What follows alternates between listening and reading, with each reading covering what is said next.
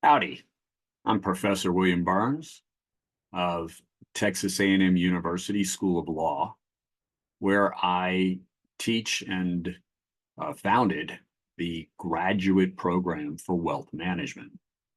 Today, I want to share with you a cautionary tale about estate planning, and in particular, about retirement accounts, designated beneficiaries, and former dating partners. So, what you need to know. There are three parts to my tale today. First part, I'm going to explain that clients assume that their retirement accounts simply pass to the heirs named in the will. But secondly, we're going to explore a federal court case that recently found an ex-girlfriend from over 27 years ago named as a 401k beneficiary that had a large balance in it, over 750,000, that she would inherit that amount. And thus, in conclusion, what we'll learn is that advisors need to contact, communicate, and work with their clients to make sure that the named beneficiaries are current on all retirement and other types of accounts, such as insurance policies, on a regular basis. Beneficiary designations are often overlooked and neglected during the estate planning process because clients execute a will or they create a trust with their financial advisor and simply assume that the retirement accounts, insurance policy proceeds will pass to the heirs that they've named in their will. By example, their current children or grandchildren. In reality, retirement accounts, including 401ks and IRAs, are governed by their own set of rules. So the basics. When opening a 401k plan, participants can designate one or more beneficiaries to inherit the account. If they fail to do so, the account balance will generally be inherited by, for example, a surviving spouse. If the participant isn't married, well, then the estate will receive the funds, which will eventually be distributed according to the will, or if there's no will, to the intestate succession laws of the state of the United States or foreign country with which that has jurisdiction to govern the estate, generally where the estate has been filed. 401k basics are to designate a beneficiary. So when opening the 401k plan, participants usually at that point designate one or more beneficiaries that they want to inherit their account. Now, of course, these are only the most common inheritance rules. When the participant fails to designate a beneficiary, what will happen also depends on the terms of the 401k plan documents. Thus, an advisor needs to engage with their clients to review all past and current retirement account plan documents and any amendments over time to those plan documents to make sure that the rules within the documents align to the desire of the client for the estate plan. When a participant in an employer retirement plan such as a 401k, designates a beneficiary, that designated beneficiary will likely receive the funds from the plan regardless of intervening facts, meaning the plan has a name, probably a contact email or contact address. Usually the plans ask for a social security number for verification. The plan will reach out to that designated beneficiary and cut a check or send the money, issue a tax reporting form, such as a 1099, that the retirement funds have been paid out pursuant to the plan, pursuant to the designated beneficiary. However, one of the most common mistakes that a plan participant or former employee who still has old retirement accounts with past employers, one of the most common mistakes they make is to change the beneficiary after changing life circumstances, which means like divorce or ending a relationship. Let's turn to the court case itself. The court case name is Procter & Gamble versus the estate of Jeffrey Rollison. Now, Jeffrey Rollison was a long-term employee of Procter & Gamble. And Jeffrey, of course, participated in Procter & Gamble's P&G's 401k retirement plan. He joined it in 1987. In 1987, he named his then girlfriend as the beneficiary of the retirement account.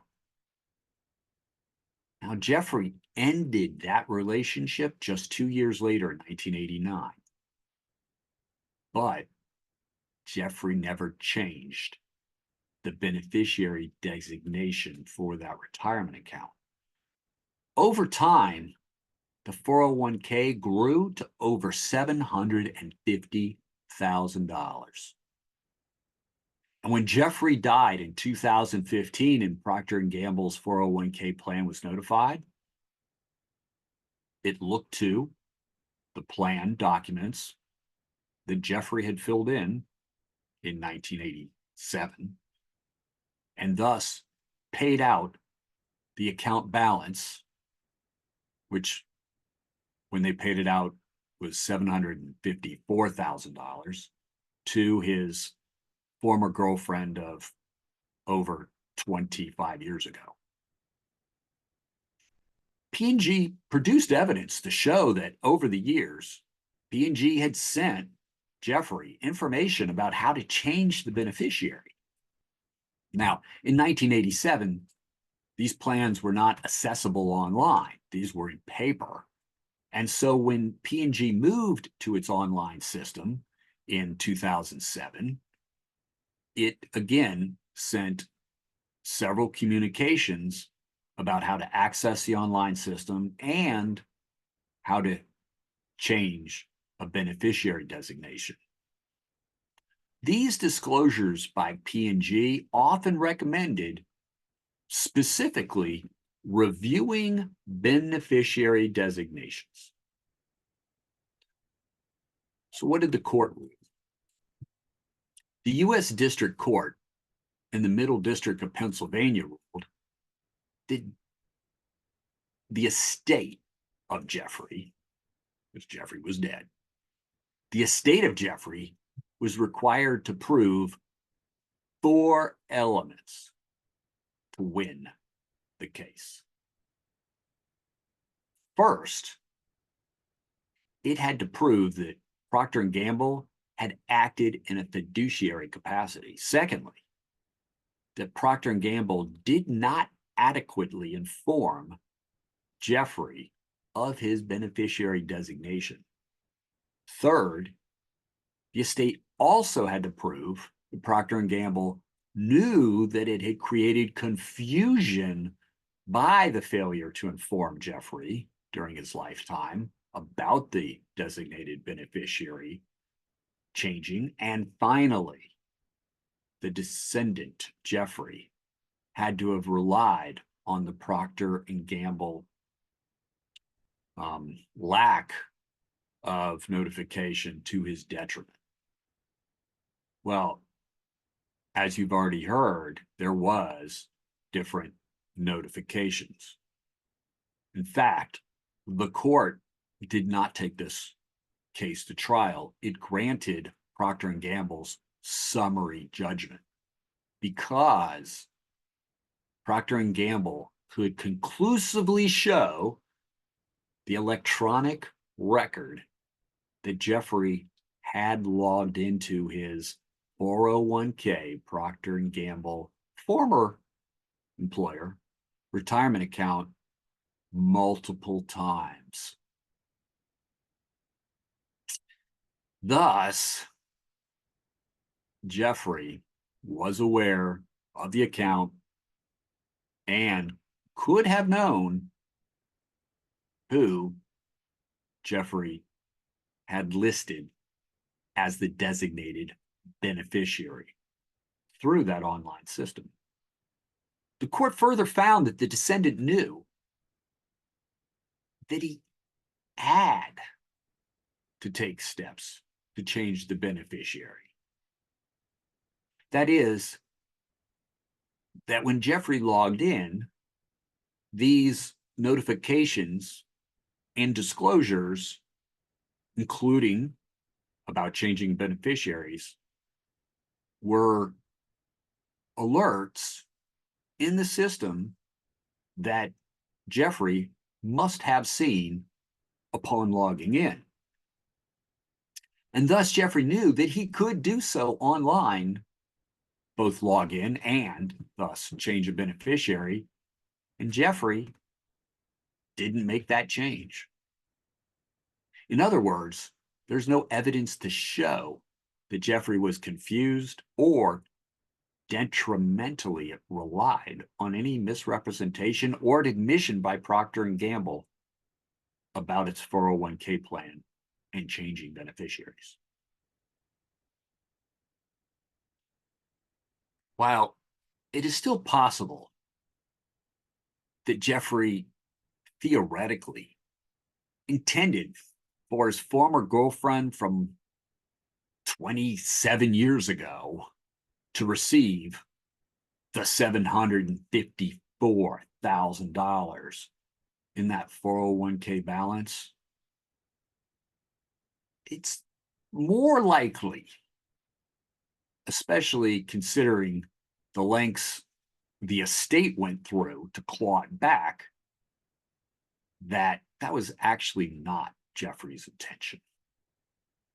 So this case should serve as an important reminder to advisors that courts will almost always uphold a valid beneficiary designation for a retirement plan, such as a 401k and an IRA, and for an insurance policy, even if it seems the descendant would have chosen a different result before they died.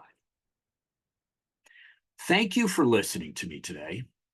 If you're interested in our articles and our tax facts books of Robert Blunt and myself, please visit our Tax Facts online portal that has our daily content and our weekly tax strategy newsletters for advisors that provide actionable quality material for the advisor to use with their clients. Also, if you're interested in a deeper study of the topic area, just reach out to me or to our admissions department here at Texas A&M University School of Law and ask for the Graduate Programs Office. You'll be wanting to learn information about our wealth management courses and curriculum. Thank you kindly, and I hope you join me for my next podcast.